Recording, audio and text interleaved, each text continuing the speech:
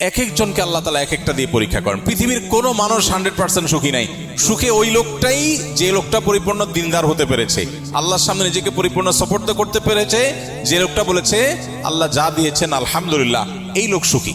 কারণ তার কোনো দুঃখ নাই, তার এক্সপেকটেশনই নাই। এক্সপেকটেশন না থাকলে আর দুঃখ আসবে কোত্থেকে? সে আশাই করে যে সুখের জায়গা হলো জান্নাত, এটা দুনিয়া, এখানে সবকিছু মন মতো হবে না। কারোর স্বামীটা অনেক ভালো, শাশুড়িটা খারাপ, কারোর শাশুড়িটা ভালো, স্বামীটাও ভালো, কিন্তু দেবর ননদ গুলো অমানুষ। কারোর হয়তো এগুলো সবই ভালো মাশাআল্লাহ, কিন্তু পয়সা নাই। কারোর আবার পয়সা আছে, সবই ঠিক আছে, কিন্তু স্বামীটার চরিত্র খারাপ। আছে না নাই? এক একজনের এক এক সমস্যা। আরেকজনের সব ঠিক আছে, কিন্তু স্বামীর মুখেতে সারাদিন দুর্গন্ধ বাইর হয়। মানে মাইনর ছোটখাটো ইস্যু আছে, যেটা তার জন্য অনেক কষ্টের। ইমানদারের জন্য সান্ত্বনাটা হলো কোথায়? দুনিয়া, এটা জান্নাত না। এখানে সব কিছু মন মতো।